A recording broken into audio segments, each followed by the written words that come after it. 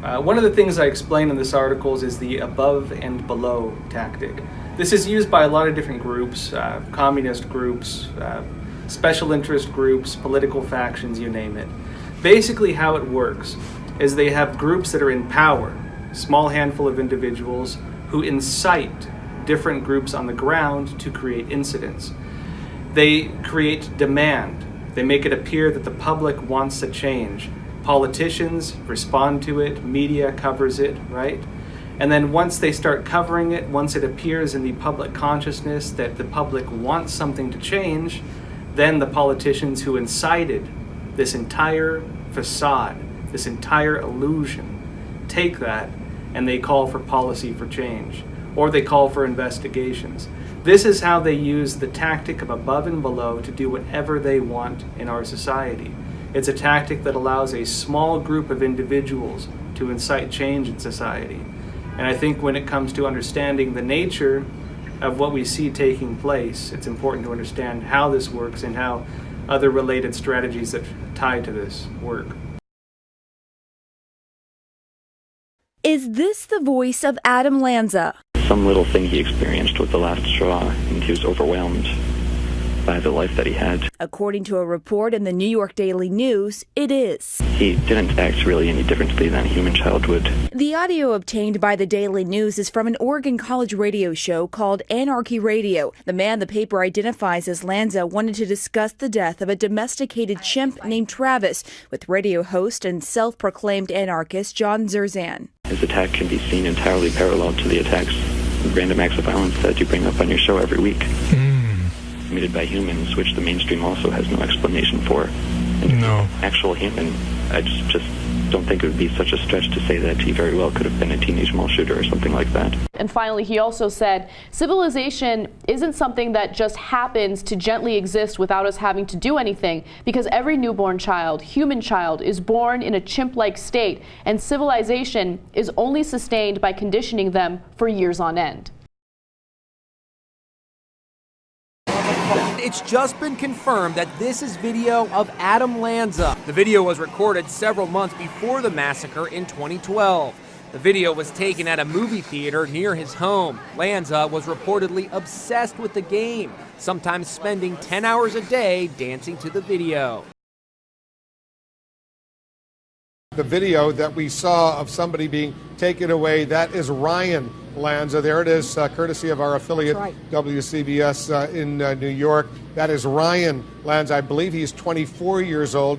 He's the older brother of the man now suspected of being the shooter, Adam Lanza, who's 20 years old. There you see the police officer taking Ryan Lanza away. When he got out of the squad car, he looked kind of stunned to be in cuffs. Can you imagine what this Ryan Lanza is going through? On a single day, he has lost his brother, his little brother, and he's lost his mother. And it remains to be seen, when police approached him, was he even aware of what had happened? They don't know how many people are involved. They don't know who else may have been in on whatever kind of planning or plot there was. What they do know is this is somebody who's likely to know the suspect, the dead suspect, very, very well. In this case, a brother. So they've got a lot of questions for this person. Ryan Lanza, 24, out of Hoboken, New Jersey, being led away in handcuffs.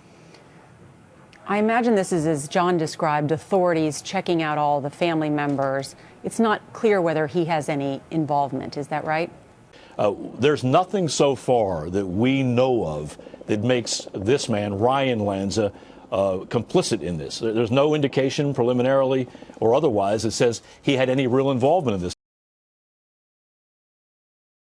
You put out an event that people can never quite get their sharp picture of, and then you introduce conflicting information, and then you introduce erroneous information, then so you keep doing this until people just say, I don't give a crap anymore, and they accept it as true. So, I mean, that pattern does follow the kind of social engineering methodology that anyone can look up. Tonight, no one yet seems to be able to answer the question, why 20-year-old Adam Lanza, seen here in a photo provided to ABC News from 7 years ago, attacked the Newtown Elementary School. His bedroom and computer room, with their windows covered by black garbage bags, were the lair of a recluse. There was a shooting range target with holes in it. video games that authorities say he spent hours playing, an open gun safe with a teddy bear on top, and news clippings dating back to the 1890s that showed an obsession with mass murders, in particular the Columbine shootings. The warrants reveal a witness told investigators Adam rarely left that home, was a shut-in, and avid gamer who preferred Call of Duty. They found a number of computers and storage files in the home, along with a smashed computer hard drive on top of a desk in Adam's bedroom, multiple gaming consoles, 7 journals and drawings penned by Adam Lanza, and a holiday card with a check from Nancy to her son to purchase a firearm, also photos and articles. It's also clear Lanza was heavily involved with violent video games. A large collection of games was discovered in the search of his home. Sources say he spent countless hours alone in the basement of his home, in a private gaming room with the windows blacked out, honing his computer shooting skills. Investigators also believe violent video games played a role in Lanza's murderous fantasies, and a trove of material has been recovered from Lanza's basement. The newly released documents were seized by police during a search of Adam Lanza's home. They include writings, including a book describing violence against children. Lanza was only in 5th grade then. They include pages of Adam Lanza's own writings, along with reports from psychiatrists. The documents include a spreadsheet with the names of 400 mass murderers, a screenplay he wrote about pedophilia, and notes on suicide. There were some of these documents that were, found on his computer that I don't think were ever shared. Newspaper clippings, personal notes, memoirs, drawings, and 7 journals written by Mr. Lanza, along with several of his drawings. Police also found 7 of Adam Lanza's journals inside his house here, as well as some of his drawings. They've been turned over to the FBI for analysis. And Scott, investigators hope they will reveal clues to a possible motive. The newly released documents were seized by police during a search of Adam Lanza's home. At home where Lanza lived with his mother, the police search found 2 NRA certificates in the names of Nancy and Adam Lanza. Numerous books related to autism, a certificate from the National Rifle Association bearing the name Adam Lanza, an NRA guide to the basics of pistol shooting, and books about Asperger's syndrome. They've been turned over to the FBI for analysis. And Scott, investigators hope they will reveal clues to a possible motive.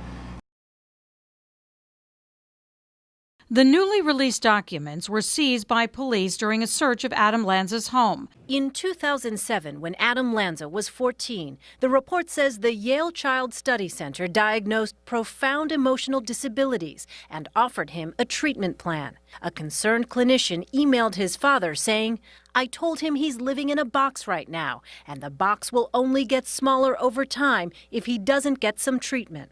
Lanza had dealt with mental health developmental issues as far back as when he was 3 years old.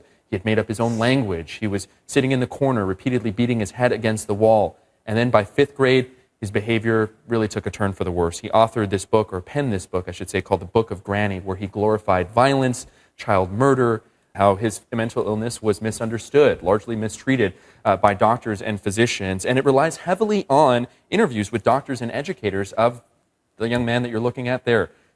They've been turned over to the FBI for analysis. And Scott, investigators hope they will reveal clues to a possible motive.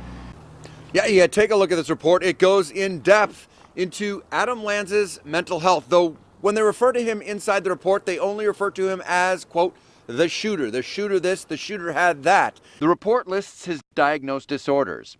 In 2005, he was diagnosed with Asperger's. He has extreme anxiety, obsessive compulsive disorder, as well as significant social impairment. The final prosecutor's report, out late today, says Lanza had significant mental health issues. And although diagnosed with anxiety and extreme obsessive compulsive disorder, he refused to take any medication. The report also addressed Lanza's mental health, saying he was diagnosed with Asperger's in 2005 and was described by doctors who treated him as presenting with significant social impairments and extreme anxiety. It was also noted that he lacked empathy. But those doctors did not see anything that would have predicted his future behavior. Lanza was also anorexic.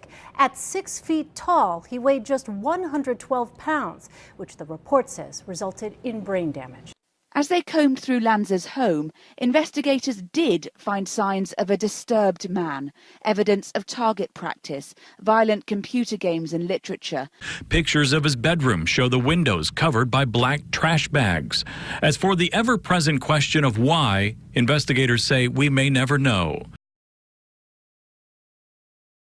You know, you wouldn't accept these sorts of inconsistencies or bizarre coincidences or things that just don't make sense. Bullshit that was, you know, a fraction as ridiculous.